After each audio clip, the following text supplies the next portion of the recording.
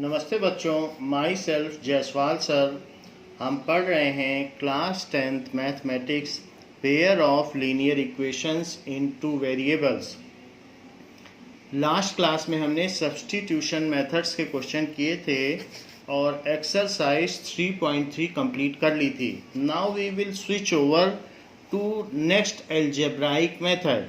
Algebraic method तीन तरीके के होते हैं। पहला है सब्स्टिट्यूशन मेथड, दूसरा है एलिमिनेशन मेथड और तीसरा है क्रॉस मल्टीप्लिकेशन मेथड। तो अभी हम सेकंड मेथड पर हैं। This is elimination method. So elimination method,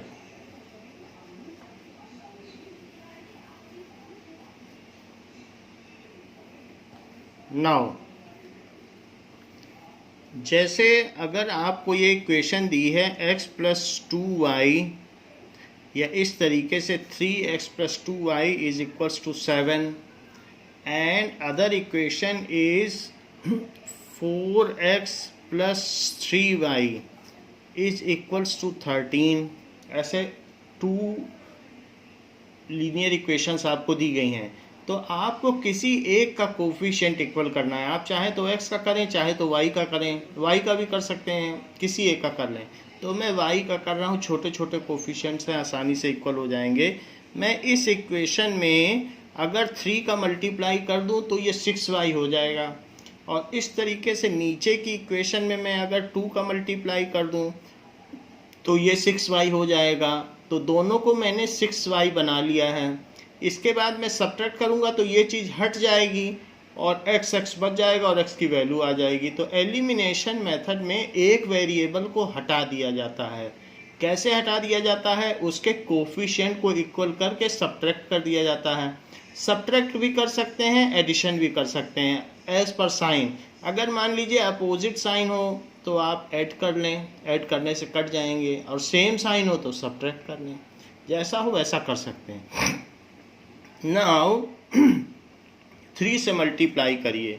जो फर्स्ट इक्वेशन है उसमें 3 से जब हम मल्टीप्लाई करेंगे तो 3 3 जा 9x, 3 2 जा 6y is equals to 21. So this is 21. Next is 2 से करिए। सो 2 से करने से 2 4 जा 8x प्लस 2 3 जा 6y इज इक्वल्स टू 26। ये काम हमने कर लिया। तो हमने इसके कोफिशिएंट सेम कर लिए हैं। अब देखिए, इन दोनों के कोफिशिएंट्स हमने इक्वल कर लिए हैं। अब हमको इनको कैंसिल आउट करना है जिनके कोफिशिएंट्स इक्वल हो चुके हैं। सो सब्ट्रैक्ट कर दें, ऊपर वाली इक्वेशन से नीचे को सब्ट्रैक्ट कर दें। जब सब्ट्रैक्ट करते हैं तो साइन चेंज हो जाएंगे। तो माइनस माइनस एंड माइनस। जैसे मान लीजिए कि x + 2y और माइनस 2x + y, तो जब सब्ट्रैक्ट करेंगे तो इन दोनों के साइन चेंज हो जाते हैं कि नहीं? तो वैसे ही हमने बाद वाली इक्वेशन के साइन चेंज कर दिए हैं। सो इसमें ये प्लस साइन के साथ है, ये माइनस साइन के साथ है, तो कैंसिल आउट हो गया। सो 9x - 8x, तो कितना बचेगा? x तो सब्ट्रैक्ट हो जाएगा और बड़े वाले का साइन आ जाएगा। And in this case subtract यहाँ पर भी होगा बट बड़े का साइन आएगा। That is equals to -5। So x is equals to -5 आ गया। And put x is equals to -5 किसी भी इक्वेशन में डाल दें, एक बार वैल्यू आ गई। तो in 3x + 2y is equals to 7। So 3 into -5 plus 2y is equals to 7. So that is -15. -15 plus 2y is equals to 7. So 2y is equals to 7 plus 15. That is equals to 22. So 2y is equals to 22 and y is equals to 11, तो y की value आ गई। इस तरीके से substitution में, ये elimination method में हम कोफिशिएंट्स इक्वल करते हैं, जिसके छोटे छोटे कोफिशिएंट्स हों प्रेफरेबली उसी को इक्वल करें। Now we will solve some questions by elimination method of exercise 3.4. So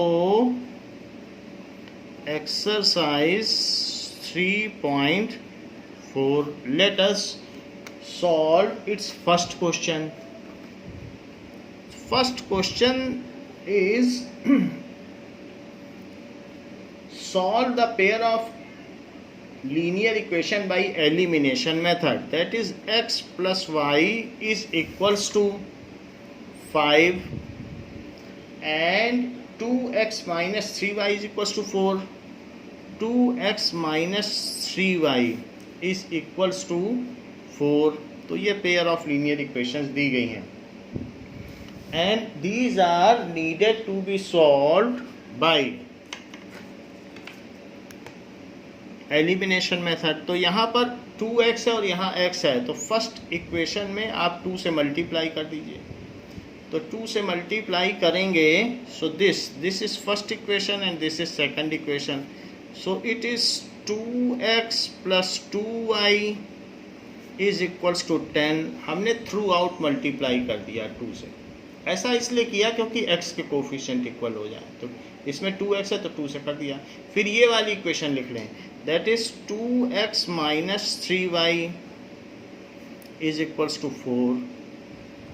अब दोनों पॉजिटिव हैं तो ऐसे कैंसिल आउट तो हो नहीं सकते, इसलिए हमको फिर से सब्ट्रैक्ट करना पड़ेगा। अगर सेम साइन हो तो सब्ट्रैक्शन करिए, अपोजिट है तो ऐड कर दें। तो चूंकि यहाँ सेम साइन है तो सब्ट्रैक्ट करने पर जो बाद वाली इक्वेशन होती है उसके साइन चेंज हो जाते हैं। तो ये अब प्लस और माइनस हो गया तो कैंसिल आउट हो गया। ये प्लस 2y है और ये प्लस 3y है, so it is 5y and 10 minus 4 तो 6, बड़े वाले का साइन रह जाता है। तो y कितना हो गया, y is equals to 6/5, y 6/5 हो गया।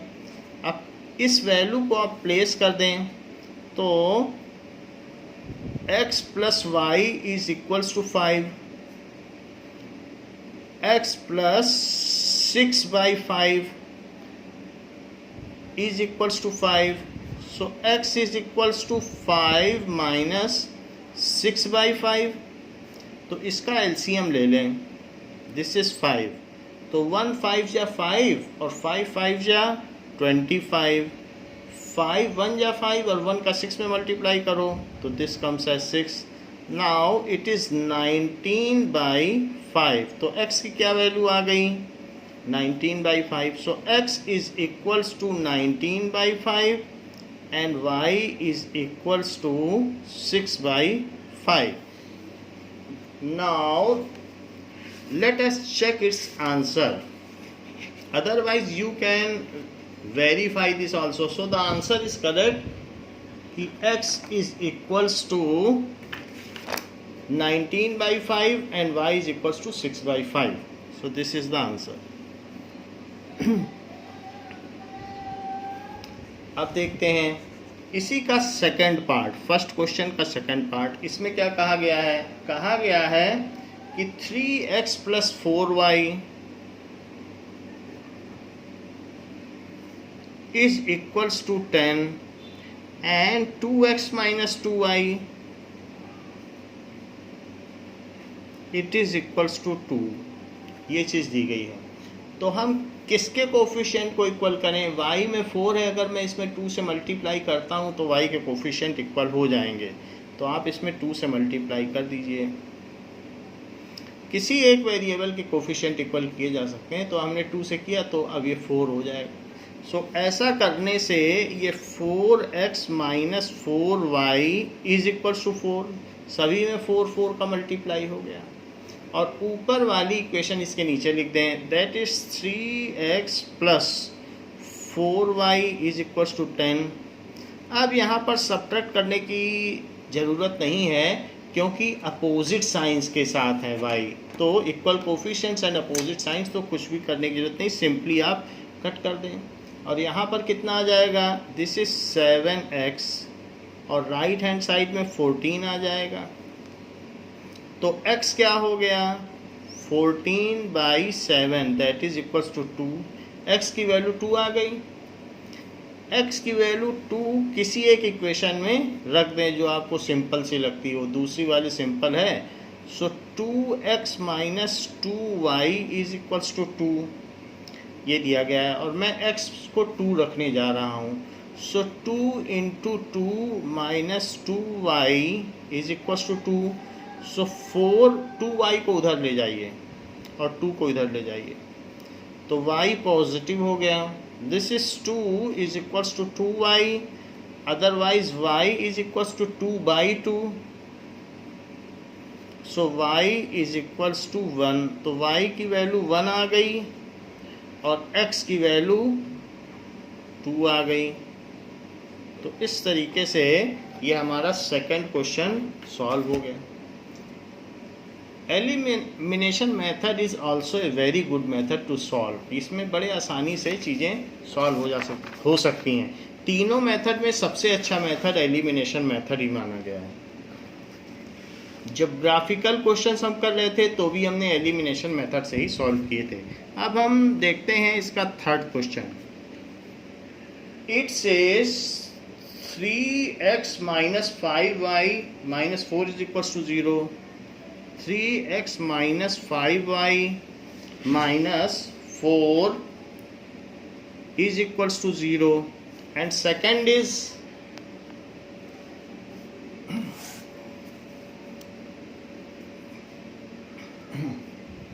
9x is equals to 2y plus 7.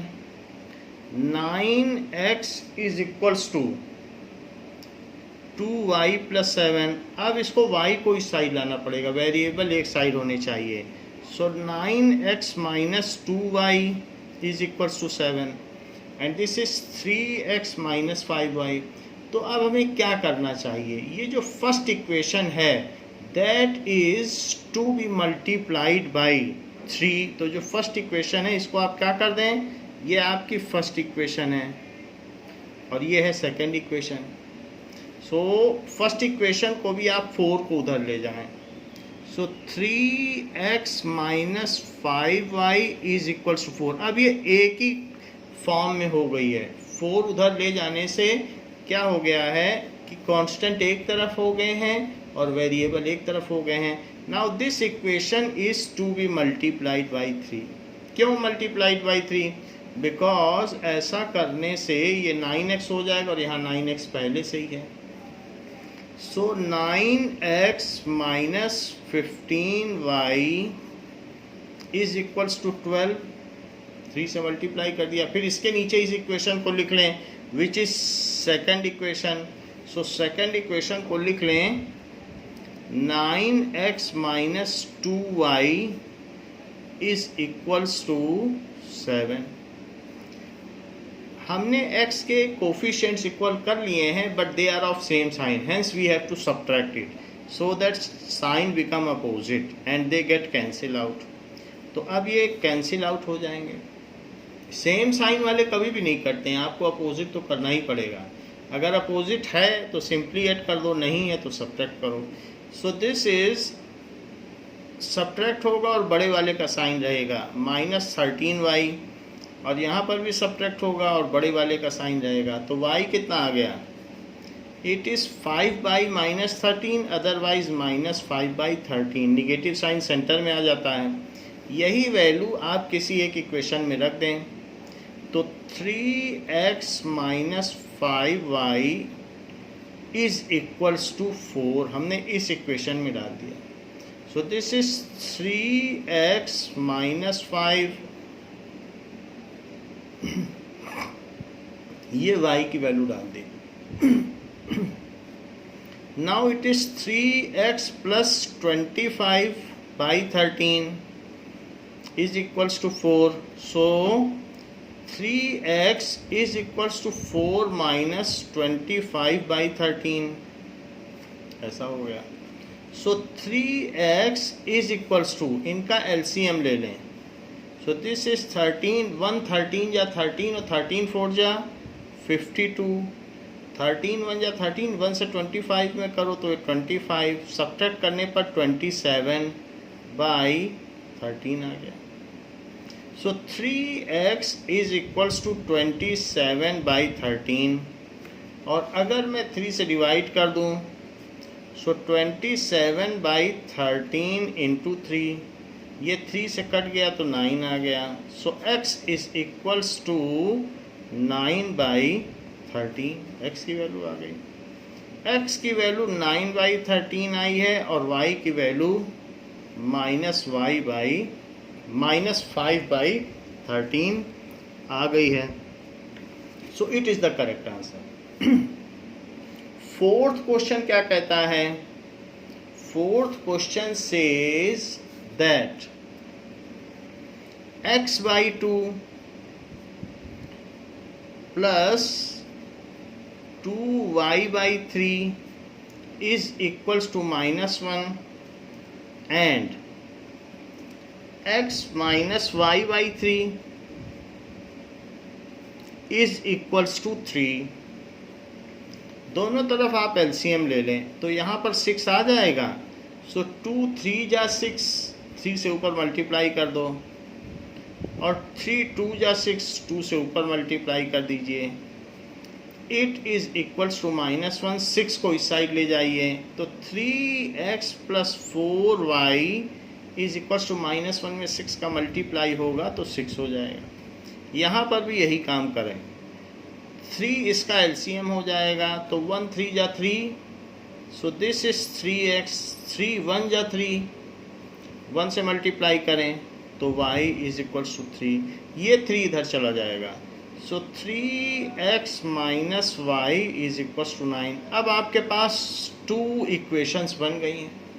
In 2 equations में आपको कोफिशिएंट्स एक जैसे मिल ही गए हैं, तो आपको सिंपली एक दूसरे के नीचे रखकर इनको सॉल्व कर लेना है। सो ये इक्वेशन आप इसके नीचे रख दीजिए, 3x minus Y is equals to 9। यहाँ पर आप चाहें तो इसको इक्वेशन नंबर 1 लिख सकते हैं and this is the equation number 2, ऐसा लिख सकते हैं। They are of same sign which are having equal coefficients, so we have to subtract it to make its sign opposite. Opposite होगा तभी कटेगा, तो कट कर दिया। अब ये हो गया 5y, और यहाँ पर कितना हो गया -6 -9 तो -15, तो y कितना हो गया? It is -15 by 5, so y is equals to -3, 5 3 जा 15। हमारे पास y की वैल्यू आ गई है, इसको किसी सिंपल सी इक्वेशन में डाल के हम x निकाल सकते हैं, तो इसी में डाल दीजिए, किसी एक में डाल सकते हैं। So you can put the value, put y is equals to -3 in, इसी में डाल दें। 3x minus Y is equals to 9, so 3x -3, y की जगह -3 डाल दिया, so 3x plus 3 is equals to 9, so 3x is equals to 9 -3, तो 3x क्या हो गया? इट इज इक्वल्स टू 6, तो x क्या हो गया? 3 से डिवाइड कर दें तो 2 आ गया। तो इस तरीके से y की वैल्यू -3 और x की वैल्यू 2 आ गई है। सो this is the desired solution. ये तो हमने देख लिया कि एलिमिनेशन मेथड होता क्या है। Now let us come back two example 11।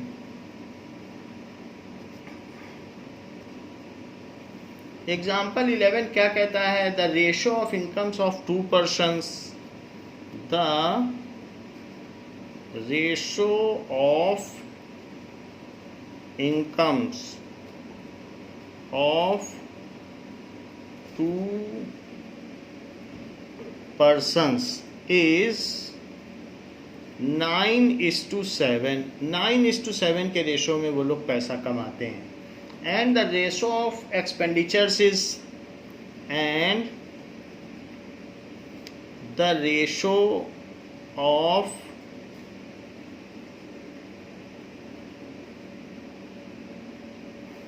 खर्च किस रेशो में करते हैं? 4:3। जो ज़्यादा कमाता है वही ज़्यादा खर्च करेगा, तो 4:3 के रेशो में खर्च करते हैं। If each of them manage to save, if each of them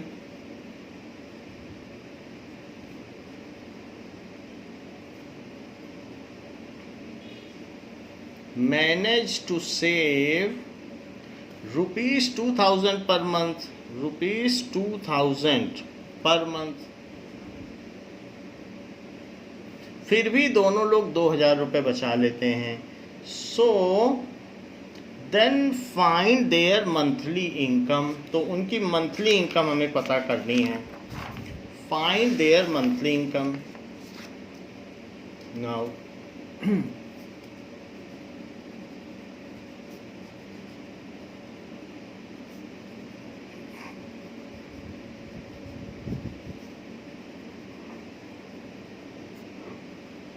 ये बात हमें पता करनी है। See let their monthly incomes are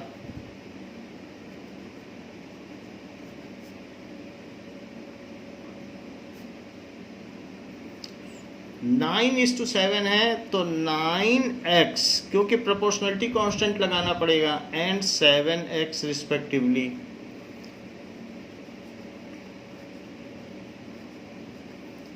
and their monthly expenditure, महीने में वो कितना खर्च करते हैं,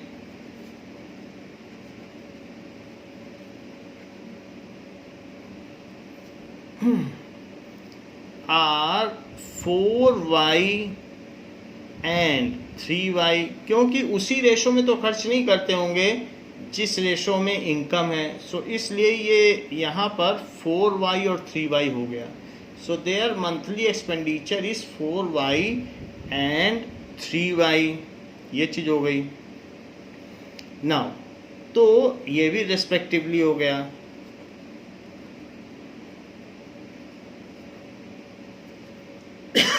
अब देखिए, इसने इतना पैसा कमाया और इतना खर्च कर दिया। So according to question 9x minus 4y is equals to 2,000। So income minus expenditure क्या होगा? इनकम माइनस एक्सपेंडिचर 2,000 है। दूसरे में भी यही करो, इनकम माइनस एक्सपेंडिचर, वो भी 2,000 बचा लेता है। So we have made 2 equations. Second वाला कम कमाता है लेकिन खर्च भी तो कम करता है, तो वो भी 2,000 बचा लेता है। पहले वाले की इनकम और माइनस एक्सपेंडिचर। मान लीजिए 16,000 कमाता है और 14,000 खर्च कर देता है, तो 16 - 14, तो इसमें से 2,000 बचा लेता है। ये 7,000 या 8,000 कमाता होगा और 6,000 खर्च करता होगा, तो भी 2,000 बचा लेता है। Let us equate their coefficient. y के कोफिशिएंट छोटे हैं तो मैं इसी को इक्वेट करता हूँ। तो पहले वाली इक्वेशन में मैं 3 से मल्टीप्लाई कर दूंगा, तो 4 3 जा 12 हो जाएगा, और ये 3 है, इसमें 4 से करूंगा तो 3 4 जा 12, तो 12 12 कर लेता हूँ। ऐसा करने से 3 से जब हम करेंगे तो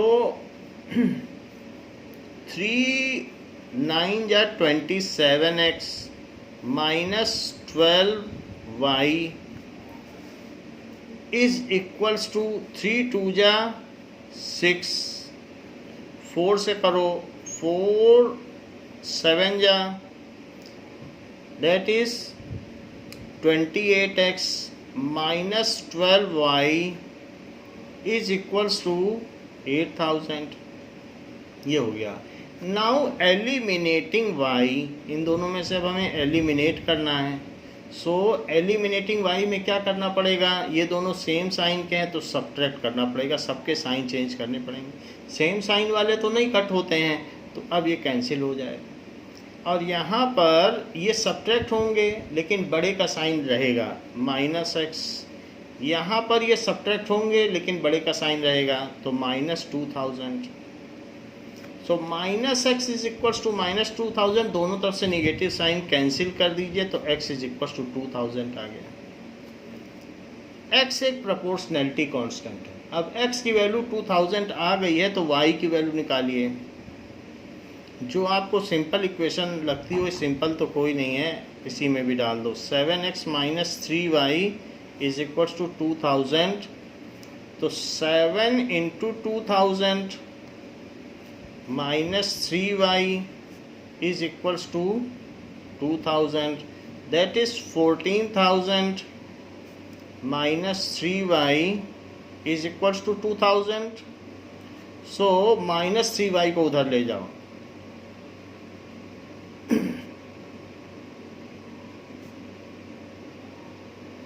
ये चीज हो गई।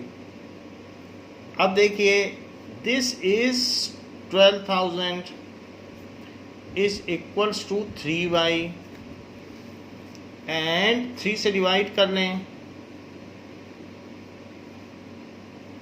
It is equals to y। तो 3 से जब ये कटेगा तो 3 4 जा 12। सो y कितना आ गया? 4000। ये भी एक प्रोपोर्शनलिटी कांस्टेंट है एक्सपेंडिचर का। ये इनकम का प्रोपोर्शनलिटी कांस्टेंट है और ये एक्सपेंडिचर का प्रोपोर्शनलिटी कांस्टेंट है। इस तरीके से है। तो हम इनकम्स निकाल लें, क्योंकि हमने लेट कर ली थी इनकम कितनी कितनी है।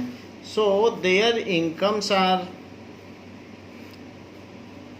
इनकम ही हमें चाहिए, income of first person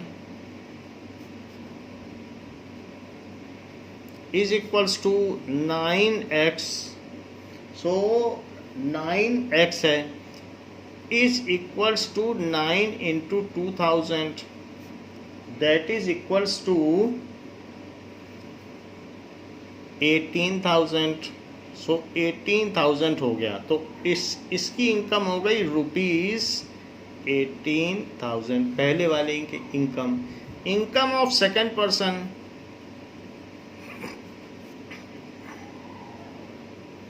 second person it is equals to 7x।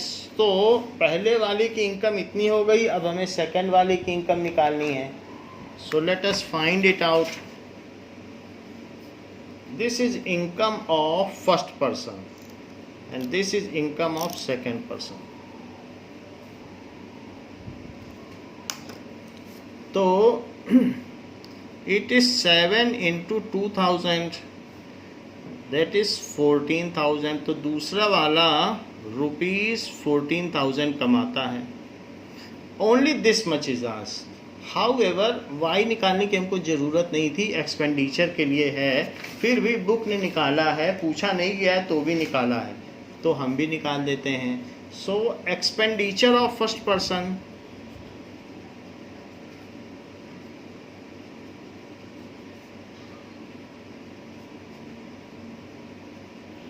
Is equals to 4:4y है और 3y है। सो दिस इज 4 इंटू 4,000, तो इट इज 16,000। सो 4y उसका एक्सपेंडिचर है, वो 16,000 रुपये खर्च करता है। Expenditure of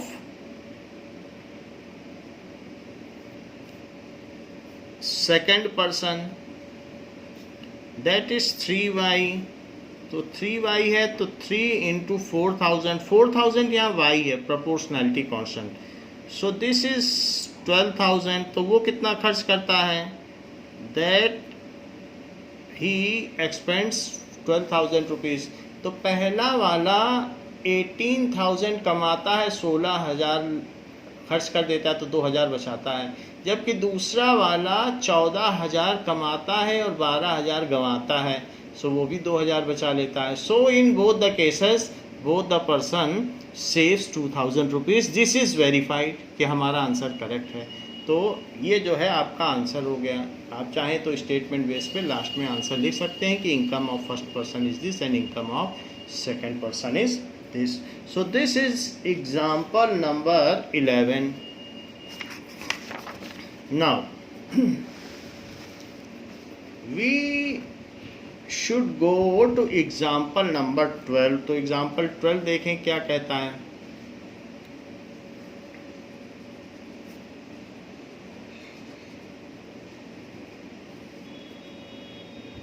It is simple question, that is 2 2x plus 3y is equals to 8 and 4x plus 6y is equals to 7. use elimination method to solve them.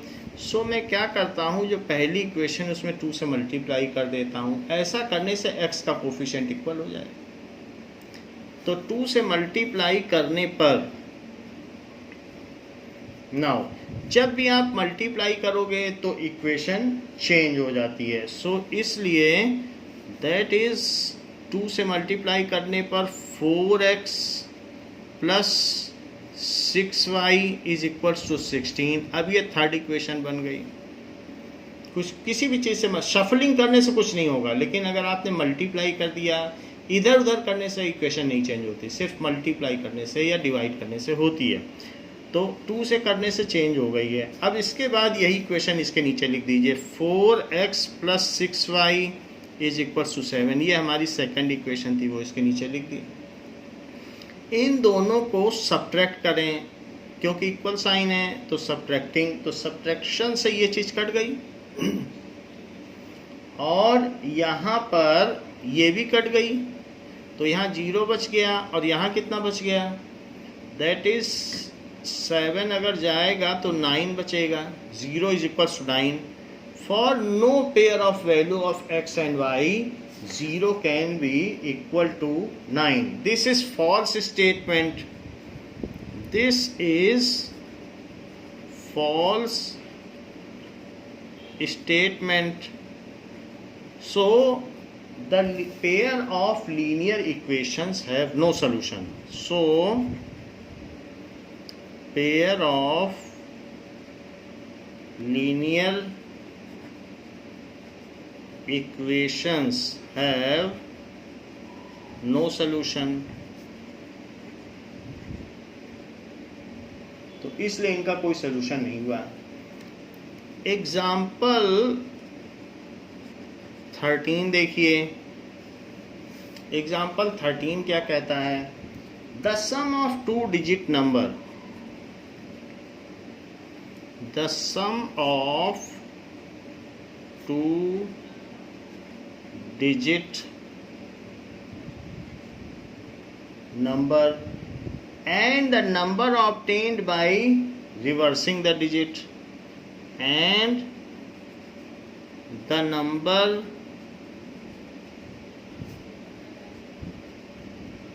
obtained by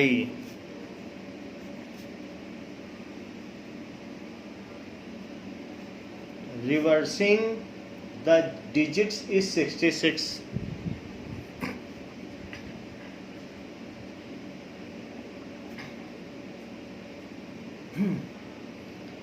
If the digits of number differ by 2, if the digit of number differ by 2, find the number, find the number. How many such numbers are there?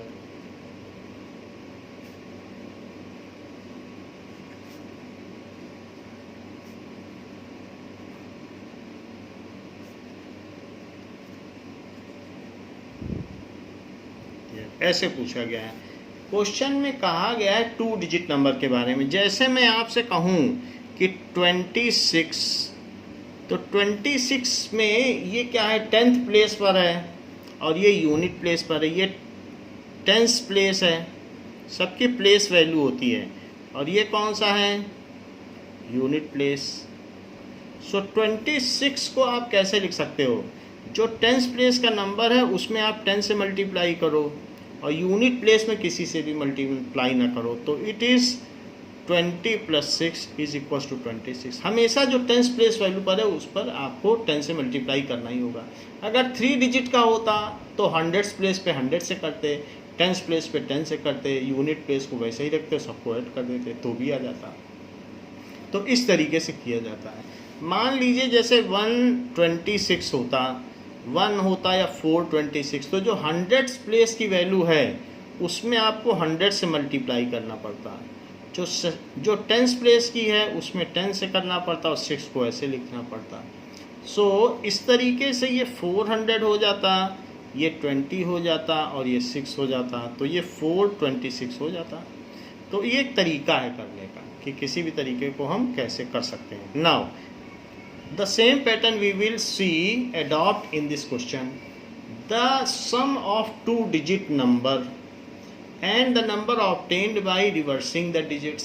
तो पहले हम ये करते हैं, let at tens place number is x, at unit place number is y। So number क्या हो जाएगा, सो 2 digit number क्या हो जाएगा 10x, क्योंकि जो टेंस प्लेस है उसमें तो 10 से मल्टीप्लाई करना पड़ेगा, अभी बताया, और यूनिट प्लेस को सिंपली ऐड करना पड़ेगा, तो ये नंबर है। तो अब अगर if we reverse the digit, जैसे 26 है तो 26 में रिवर्सिंग कर दो डिजिट, तो ये तो 62 हो जाएगा। इफ़ डिजिट्स आर रिवर्स्ड,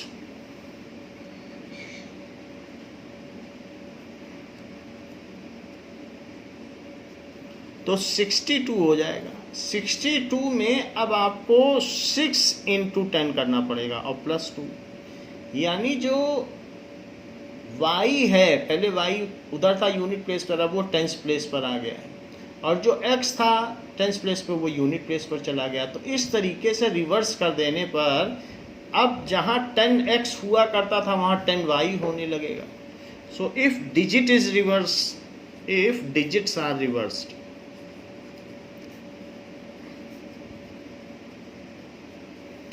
तो टेंस प्लेस पर y आ जाएगा और वंस प्लेस पर x आ जाएगा।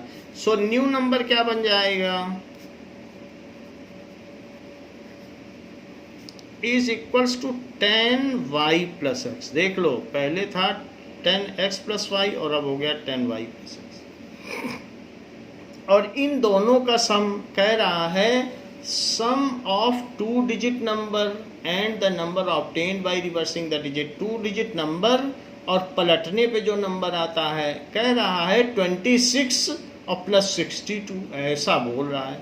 ये नंबर और साथ ही साथ पलटने पे जो नंबर आए वो दैट इज 66। खैर ये तो कुछ और आ रहा है, ये तो मैं एग्जांपल के तौर पर बता रहा हूँ।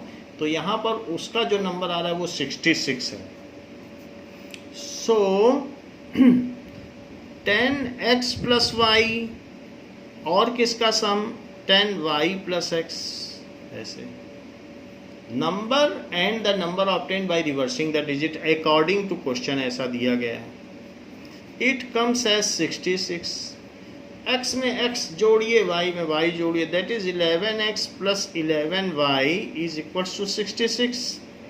यदि हम 11 इसमें कॉमन ले लें तो x प्लस वाई क्या आ जाएगा 66/11, जो कि 6 होगा। तो ये हमारी एक इक्वेशन बन गई। एक और इक्वेशन बनानी पड़ेगी, if the digits of number differ by 2। अब हमें तो पता नहीं कि पहला डिजिट बड़ा है कि दूसरा, तो इसलिए 2 केसेस बन सकते हैं कि x भी बड़ा हो सकता है, y भी बड़ा हो सकता है, लेकिन उनमें डिफरेंस 2 का है। सो पहला केस ले लें कि x अगर ग्रेटर है y से, और दूसरा केस ले लें कि y भी ग्रेटर हो सकता है x से। यूनिट प्लेस वाला भी बड़ा हो सकता है और टेंस प्लेस वाला भी हो सकता है। तो फिर x माइनस वाई इज 2, और इस केस में y minus x is equal to 2। उनमें डिफरेंस 2 का है, ये पता नहीं हमें कि कौन सा है। तो इसलिए हमने केस 1 लिया और हमने केस 2 लिया। जब डिफरेंस की बात आती है तो 2 केस तो बनेंगे ही बनेंगे। Now in this case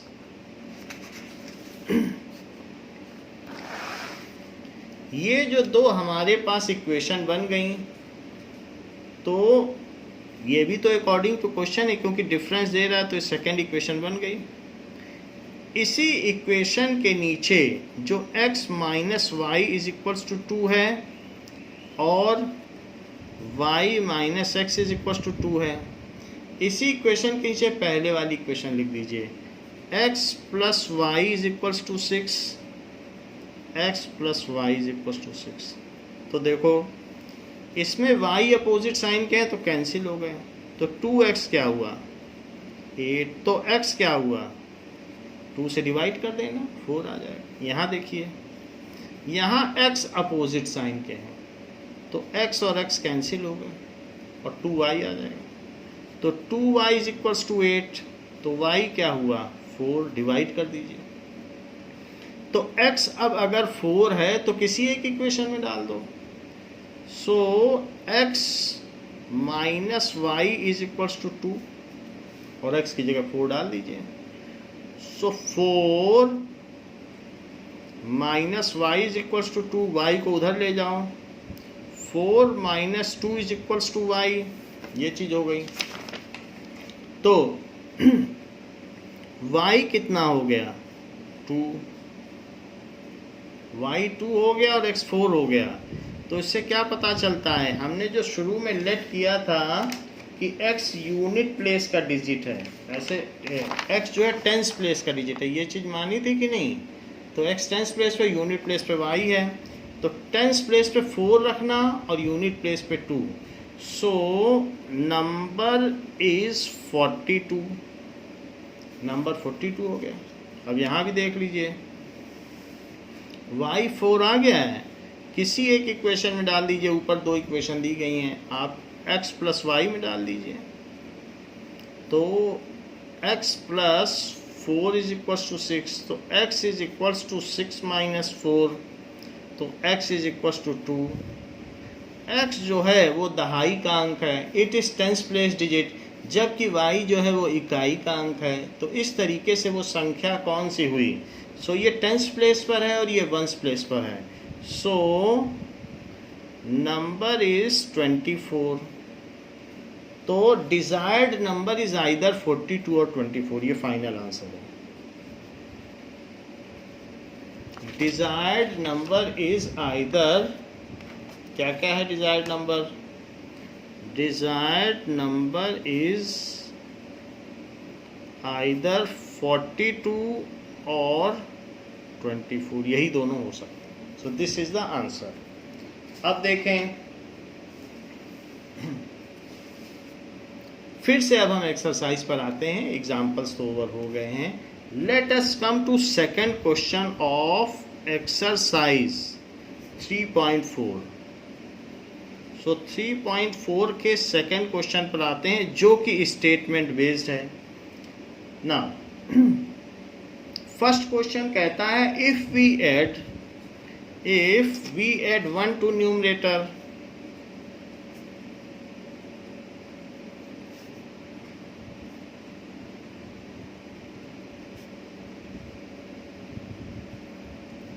and subtract 1 from denominator, and subtract 1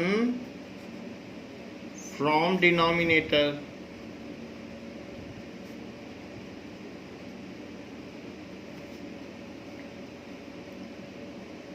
a fraction reduces to 1, a fraction reduces to 1,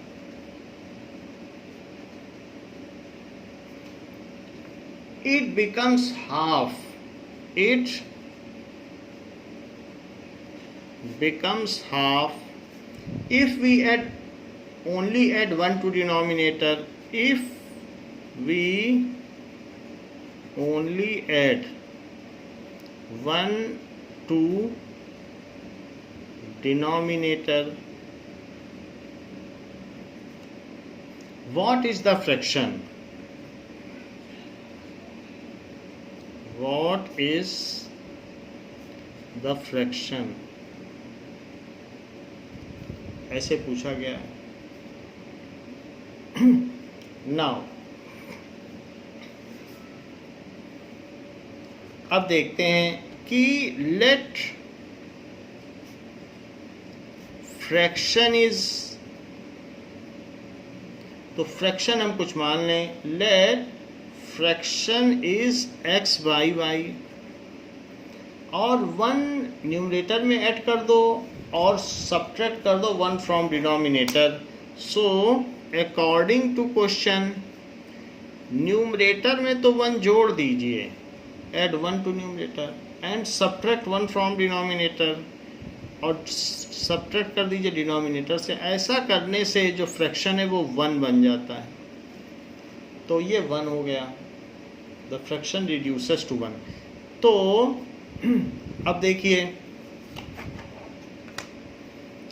नीचे की चीज ऊपर चली जाएगी, तो x plus 1 is equals to y minus 1, ऐसा कर दिया गया है।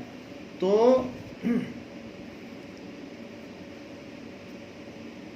वेरिएबल को एक तरफ ले आएं और -1 जो कांस्टेंट टर्म्स हैं वो दूसरी तरफ ले जाएं, तो x minus Y is equals to -2, ये अकॉर्डिंग टू क्वेश्चन है, और ये आपकी फर्स्ट इक्वेशन बन गई। लेकिन एक ऐसी कंडीशन और भी दी है, it becomes half if we add 1 to denominator only.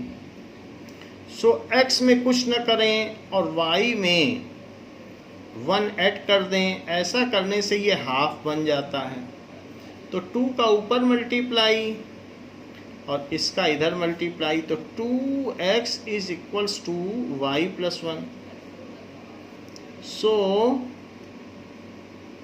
2x minus Y is equals to 1, ये हो गया। This is second equation. अब इस सेकंड इक्वेशन को इसके नीचे लिख लो, क्योंकि y के कोफिशिएंट्स तो इक्वल हैं ही, या इसको इसके नीचे लिख दो।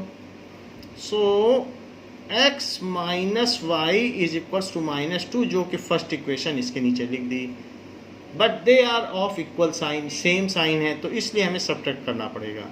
सो साइन चेंज कर दीजिए, सबके साइन अपोजिट करने पड़ते हैं, तो ये अपोजिट साइन कैंसिल हो गए, और 2x माइनस x, तो x, और यहाँ पर 3 हो गया। So x is equals to 3 add हो गया है। जब x 3 है, अब किसी एक आसान सी इक्वेशन में डाल दो, इसी में डाल दो। So x minus Y is equals to -2, x की वैल्यू 3 रख दीजिए। So 3 minus Y is equals to -2। y को उधर ले जाओ और 2 को इधर ले आओ, तो इससे क्या पता चलता है कि y इज इक्वल्स टू 5। तो x 3 है और y 5 है, तो फ्रैक्शन क्या हो गया? सो फ्रैक्शन इज 3/5। अब जरा देखो, अगर आप 3/5 में ऊपर 1 ऐड कर दोगे तो 4 हो जाएगा, और नीचे से 1 सब्ट्रैक्ट कर दोगे तो 4 हो जाएगा। तो 4/4 1 हो गया कि नहीं? और ये भी कहा गया है कि अगर सिर्फ नीचे 1 जोड़ा जाए तो 3/6, तो हाफ हो गया। तो हमारी बिल्कुल वेरिफिकेशन भी साथ ही साथ हो गया, तो वेरीफाई भी किया जा सकता है। Now next question is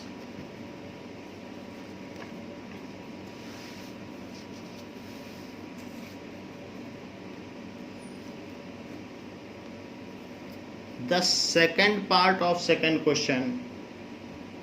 5 years ago, 5 years ago, Noori was thrice as old as Sonu. Noori was thrice as old as Sonu. तो नूरी सोनू का 3 गुना थी। 5 साल पहले की बात बताई जा रही है। 3 years later, 3 years later, अब 3 साल बाद क्या होगा? ये तो 5 साल पहले की बात थी। 3 years later, Noori will be twice, Noori will be twice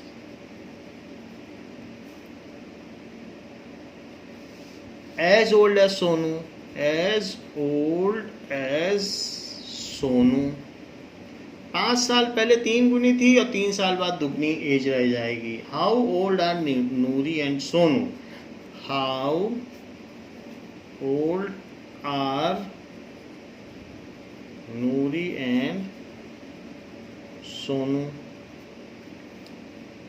देखिए, लेट प्रेजेंट एज जरूर लिखा करो, प्रेजेंट वर्ड जरूरी है। Present age of Noori is x years and present age of Sonu is y years। नूरी की प्रेजेंट एज x years है और सोनू की प्रेजेंट एज y years है। तो 5 years अगो क्या रहा होगा? नूरीज एज क्या रही होगी? x माइनस 5 ईयर्स, 5 साल छोटी रही होगी। और सोनू कैसा रहा होगा? क्या वो भी 5 साल छोटा रहा होगा? तो हाँ, वो भी 5 साल छोटा रहा होगा। और अकॉर्डिंग टू क्वेश्चन क्या कहा गया है कि नूरी जो थी, सोनू तो छोटा है, तो सोनू के एज की 3 गुनी थी। Noori was 3 times as old as Sonu. तो सोनू छोटा जो होता है उसी में तो मल्टीप्लाई करोगे तभी तो बड़े के बराबर होगा। तो इस तरीके से Noori was 3 times as old as Sonu. अच्छा, इसको अब लीनियर में कन्वर्ट कर लें स्टैंडर्ड फॉर्म में। तो x minus 5 is equals to 3y minus 15। So x minus 3y is equals to minus 15 plus 5। So x minus 3y is equals to minus 10। तो ये हमारी फर्स्ट इक्वेशन बन गई। जबकि 3 years लेटर क्या होगा? 3 साल बाद 3 years लेटर नूरी की क्या एज होगी? Noori's age will be x plus 3 years, 3 साल बड़ी हो जाएगी। लेकिन सोनू का क्या होगा? सोनूज एज वो भी 3 साल बड़ा हो जाएगा। और अकॉर्डिंग टू क्वेश्चन जो नूरी है वो सोनू की एज की दुगनी होगी। Noori will be twice as old as Sonu at that time. So x plus 3 is equals to 2y plus 6। इसको स्टैंडर्ड फॉर्म में आप कर लें तो इस तरीके से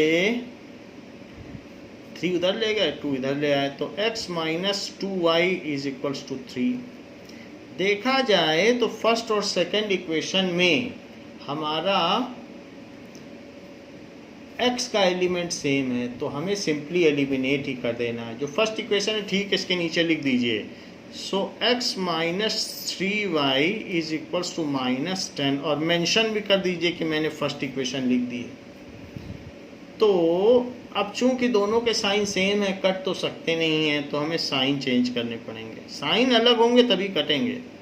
तो माइनस का प्लस कर दिया और प्लस था तो माइनस कर दिया, अब ये कट गए। अब इन दोनों को कंप्यूट करेंगे तो बड़े वाले का साइन लगेगा। तो बड़ा कौन सा है? 3y वाला, तो उस पर प्लस का साइन है तो y।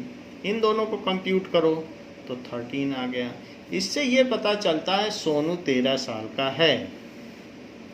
और नूरी कितने साल के? कोई भी एक इक्वेशन उठा लो जो आपको अच्छी लगे। चलो ऊपर वाली उठा लेते हैं। x minus 2y is equals to 3 और x माइनस 2 इंटू 13, क्योंकि y कितना है? y तो 13 है, is equals to 3। So x minus 26 is equals to 3. So x is equals to 3 plus 26. तो x is equals to 29. इससे ये पता चलता है कि नूरी 29 years की है। So नूरी's present age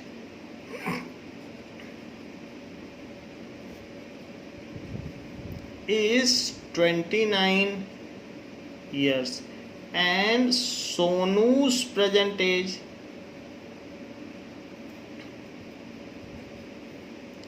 is 13 years। तो ये चीज बताई गई।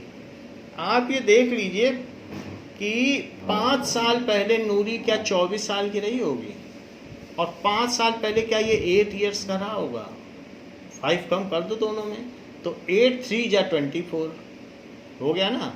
3 साल बाद सोचिए, 3 साल बाद ये 16 का पहुंच जाएगा, और 3 साल बाद ये 32, तो क्या डबल हो जाएगा। इसी से पता चलता है कि हमारा आंसर करेक्ट है ना।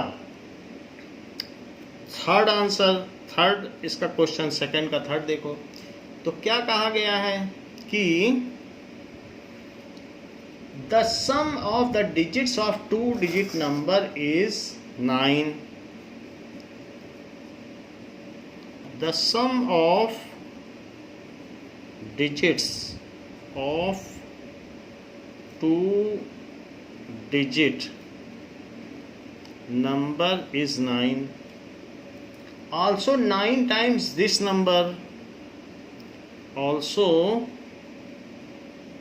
9 times this number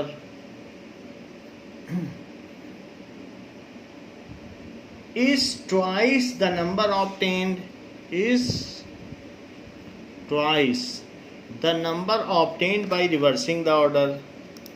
So that is twice the number obtained by reversing the order.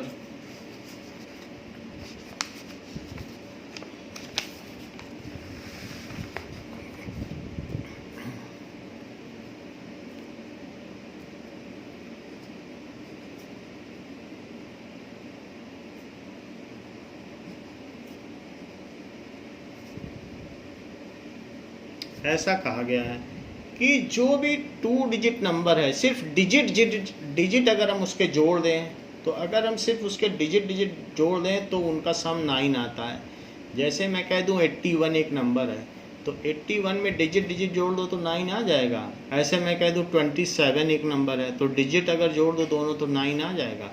तो सम ऑफ डिजिट कह रहा है, और ये भी कह रहा है कि 9 times this number is twice. अगर नंबर को पलट दिया जाए तो जो पहला नंबर है वो बहुत छोटा है, लेकिन पलट देने के बाद वो इतना बड़ा हो जाता है कि पहले वाले नंबर का 9 गुना हो जाता है। 9 times this number is twice, तो इस नंबर का 9 गुना पलटने के बाद हुए नंबर के 2 गुने के बराबर होता है। 9 times this number is twice the number obtained by reversing the order.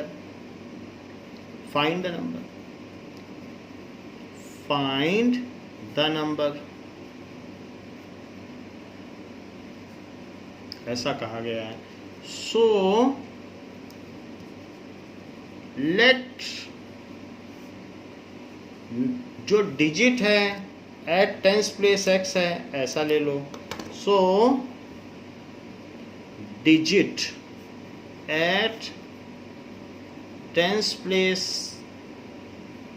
is x and digit at ones place is y. So number क्या हो गया, 10x plus y हो गया। अच्छा, 2 चीज़ें कही गई हैं। कह रहा है कि सिर्फ डिजिट को जोड़ो। डिजिट ऐसे बहुत सारे हैं, जैसे 27, 81, 63, 36। इनके डिजिट अगर आप जोड़ोगे तो क्या आएगा, इनके डिजिट जोड़ देने से 90 भी ऐसा नंबर है। डिजिट जोड़ दो 9 आ गया। तो कहता है उनका सम ऑफ डिजिट क्या है, 9। तो अकॉर्डिंग टू क्वेश्चन, नंबर तो ये हो गया। अकॉर्डिंग टू क्वेश्चन सिर्फ अगर x और y जोड़ा जाए तो 9 आता है। और 9 times of this number, 9 times of this number is twice the number obtained by reversing the order. देखो, एक ऐसा सवाल हमने पहले किया है, उसमें क्या किया है कि if the digits are reversed then the new number is 10y plus x. पहले 10x प्लस वाई था और अगर नंबर पलट दिया तो 10y प्लस एक्स हो जाएगा। तो पहले वाले नंबर का 9 गुना अंकों के स्थान को बदलने के बाद बने हुए अंक से दुगने के बराबर है, ऐसा भी कह रहा है। तो जरा देख लें, यहीं पर आप चाहें तो लिख सकते हैं इफ डिजिट्स आर रिवर्स्ड, तो न्यू नंबर अगर लिखना चाहे तो लिख सकते हैं it is equals to 10y plus x, ऐसा लिख सकते हैं। सो लैप्स नहीं माना जाएगा। तो इस तरीके से ये तो हमारी पहली इक्वेशन हो गई कि दोनों को ऐड कर दो तो 9 है। तो 90x plus 9y is 20y plus 2x। So 90x minus 2x, अब इसको एक तरफ ले आओ, और plus 9y minus 20y is 0, उधर कुछ बचा नहीं। सो इट इज़ 88x, और अगर 20 में से 9 गया तो बड़े का तो साइन रहेगा लेकिन ये 11y बचेगा। अगर 11 कॉमन ले लिया जाए तो क्या होगा, 11 कॉमन लेने के बाद ये 8x बचेगा, और जबकि यहाँ सिर्फ y बचेगा। तो 8x plus 8x minus y क्या हो गया, 8x minus y is equals to 0 by 11. So 8x minus y is equals to 0। ये हमारी सेकंड इक्वेशन हो गई। अच्छा, पहली इक्वेशन क्या बनाई थी, x प्लस वाई 9 था, तो पहली इक्वेशन भी लिखो, दैट इज, इसी के नीचे लिख दो कि डिजिट्स का सम 9 है। तो चूंकि इसमें एक का कोफिशिएंट सेम आ रहा तो सिंपली ऐड कर दो, सेम क्या अपोजिट है तो ऐड कर दो, अपोजिट में तो ऐड होता है। तो 9x इज इक्वल्स टू 9, तो x कितना हो गया, 9 बाई 9, तो 1 हुआ। अब अगर x 1 है तो इसी में रख दीजिए x plus Y is equals to 9, 1 plus Y is equals to 9, तो y कितना हो जाएगा, 9 माइनस 1, तो y 8 हो गया, तो y इज इक्वल्स टू 8। सो हमारे पास x और y दोनों आ गए। x है टेंस के प्लेस पर, y है वंस के प्लेस पर, तो इसलिए सो द नंबर इज 18। वो नंबर क्या हो गया, 18। अब अगर इसको मैं पलट दूं तो 81 बन जाएगा, और 8 पलटने पर इफ नंबर रिवर्स किया तो 81 बन गया। तो इस संख्या का 9 गुना, ये सिर्फ बताने के लिए किया जा रहा है, ये रफ वर्क है वेरिफिकेशन के लिए। इस संख्या का 9 गुना पलट देने के बाद बनी संख्या के दुगने के बराबर है, ऐसा क्वेश्चन में कहा गया है। तो 18 9 या कितना होता है बताओ, तो क्या 162 होता है, और 81 2 या क्या होता है 162, तो वो भी बात सही है कि अंकों का योग 9 है और पहले वाली संख्या का 9 गुना अंकों के स्थान परिवर्तित कर देने वाले के बाद बनी हुई संख्या के दुगने के बराबर। तो इस तरीके से ये भी चीज़ हमारी सही हो गई। बात कही गई है कि fourth question, Meena went to a bank to withdraw rupees 2000। तो मीना एक बैंक जाती है, सो Meena went to a bank to withdraw rupees 2000, 2000 रुपये निकालने जाती है। She asked the cashier to give her rupees 50. She asked the cashier to give her rupees 50.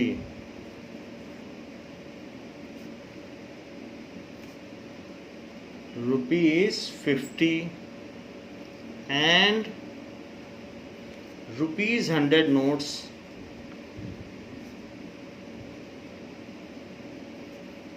only. Meena got 25 notes at all, तो मीना को कितने रुपए मिले? Meena got 25 rupees notes, Meena में डबल लिए।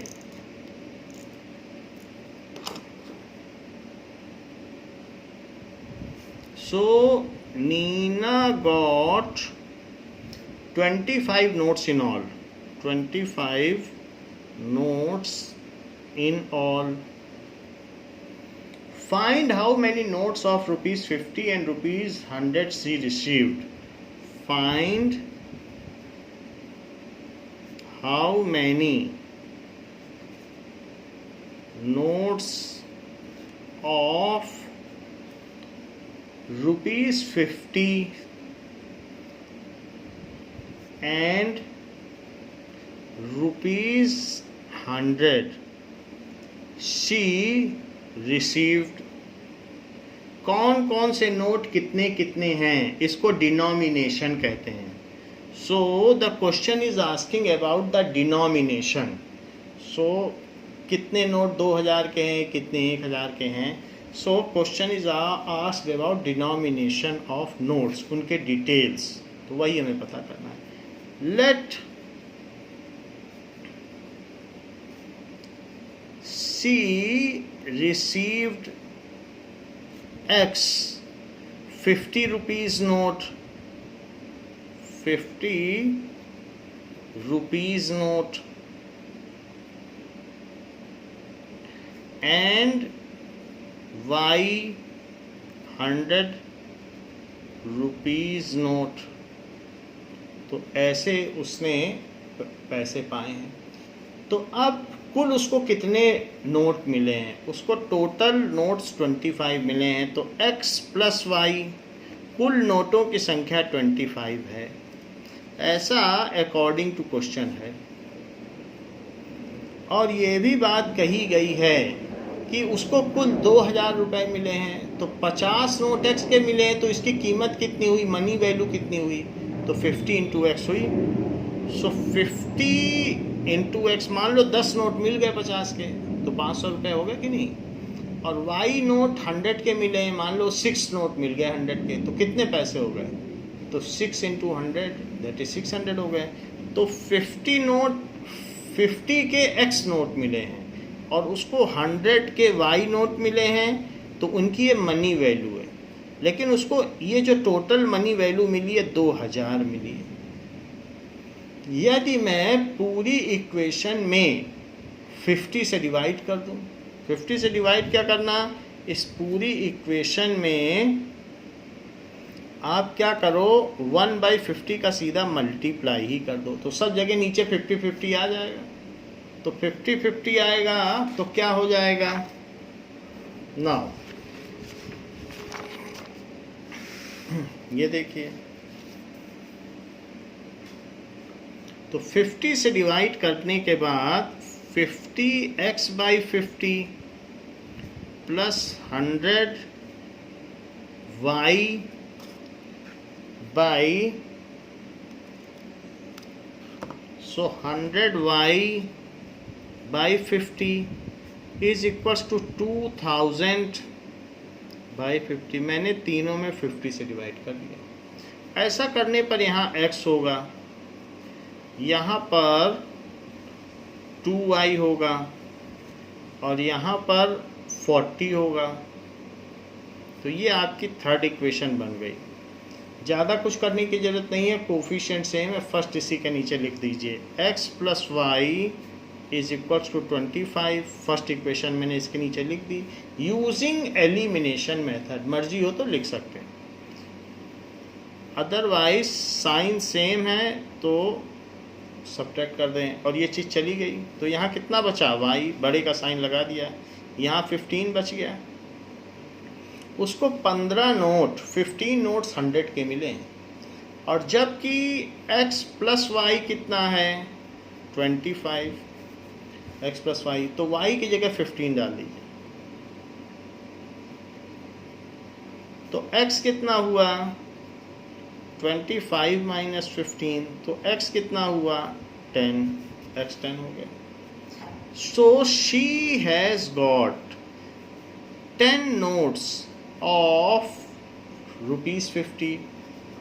She has got 10 notes of rupees 50. अगर 10 note 50 रुपए के मिल गए तो बताओ कितना रुपया मिल गया? 500 रुपये हो गया. और 15 नोट 100 के मिल गए तो कितना हो गया? 1500. 1500 प्लस 500 कितना हो गया? 2000 हो गया. And 15 notes of rupees 100. और दोनों नोट्स मिला दो, 10 प्लस 15 तो 25 भी होता है. तो वो भी कंफर्म है कि चलो ये दोनों का सम भी 25 है.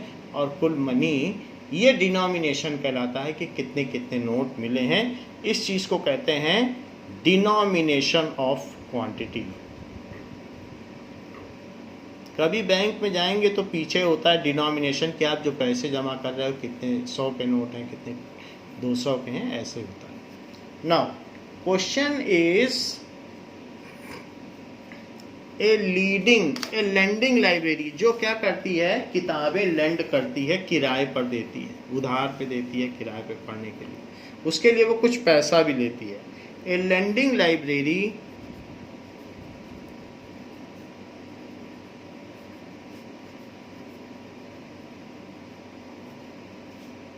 Has a fixed charge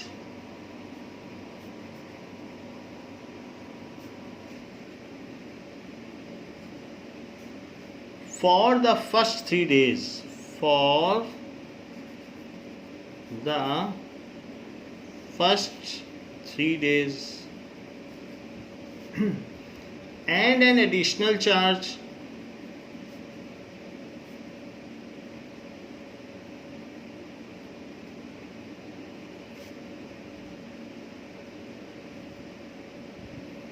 for each day thereafter.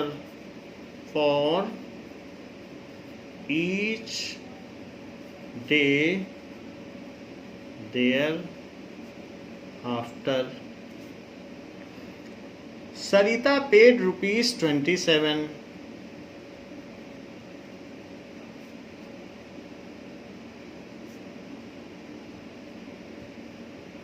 For a book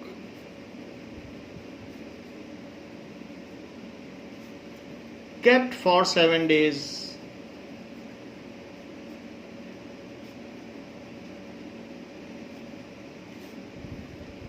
While Susie paid rupees 21.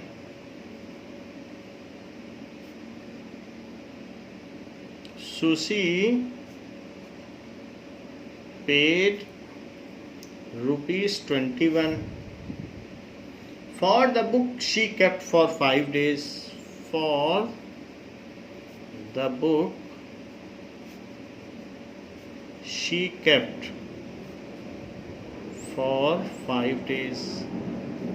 सरिता ने 7 दिन किताब रखी तो उसे 27 रुपये देना पड़ा, जबकि इसने 5 डेज रखी थी तो इसको 21 रुपीज़ ही देना पड़ा. तो आपको ये बताना है find the fixed charge and charge for each extra day. Find the fixed charge. Fixed charge देकर आप 3 दिन किताब रख सकते हो और उसके बाद जितने एक्स्ट्रा डे में रखोगे उसका अलग पैसा है. Find the fixed charge and the charge for each extra day and the charge for each extra day. ये चीज है. Now let the fixed charges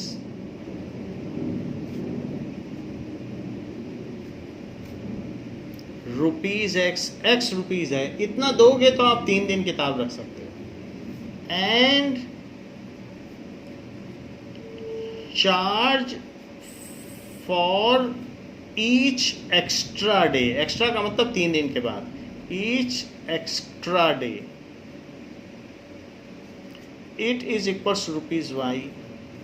अगर मान लीजिए कि सरिता ने 7 डेज बुक रखी, तो 7 डेज रखी बुक, तो 3 डे का तो उसको जो फिक्स चार्ज है वही देना पड़ा, लेकिन इसने 4 दिन एक्स्ट्रा रख ली बुक, तो एक्स रुपीज़ तो उसका फिक्स्ड चार्ज हुआ। अब लेकिन जो 4 दिन एक्स्ट्रा रख दी, 3 दिन का तो कोई पैसा नहीं है ना, 3 दिन के लिए तो जो आप चार्ज दे रहे हो फिक्स चार्ज उसी में है, लेकिन उसने तो 7 डेज रख ली, तो 4 दिन एक्स्ट्रा रख ली, तो 4 दिन का उसको पर डे के हिसाब से वाई रुपीज़ के हिसाब से देना पड़ेगा, तो 4 वाई रुपीज़ बन गया, और उसके ये तो फिक्स्ड चार्ज हुआ, और 4 दिन का 4 वाई हो गया, 3 दिन के लिए फिक्स चार्ज और 4 दिन के लिए 4 वाई, और ऐसा करके उसे जो है 27 रुपये पे करना पड़ा है।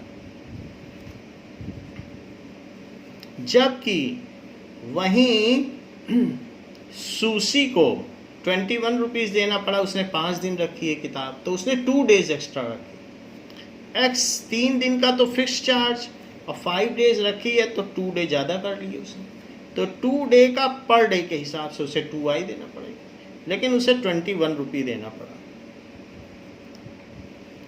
अब इसमें साइन सेम है, तो हमें साइन बदलने पड़ेंगे, तो ये 2 वाई हुआ, 2 वाई इज इक्वल्स टू 6, तो y कितना हो गया, 2 से डिवाइड कर दीजिए, तो y 3 हो गया, y 3 हो गया, सो किसी एक में वैल्यू डाल दीजिए, x plus 2y is equal to 21, so x plus 2 into 3 is 21, so x plus 6 is equal to 21, so x is 21 minus 6, या फिर x is equal to 15. So the fixed charge is rupees 15 and the charge for each day thereafter is 3. तो fixed charge is rupees 15, आप ऐसा लिख लें, fixed charge is rupees 15 and charge for each day, और charge for each day thereafter, उसके बाद जब fix charge जहाँ ख़त्म होता है, ईच डे देयर आफ्टर,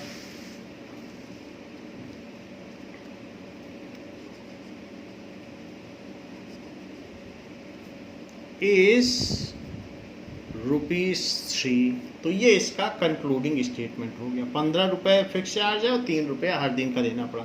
तो पहले केस में 15 और 4 दिन एक्स्ट्रा रखी, तो 12 रुपीज़ और एक्स्ट्रा देना पड़ा, हो गया 27।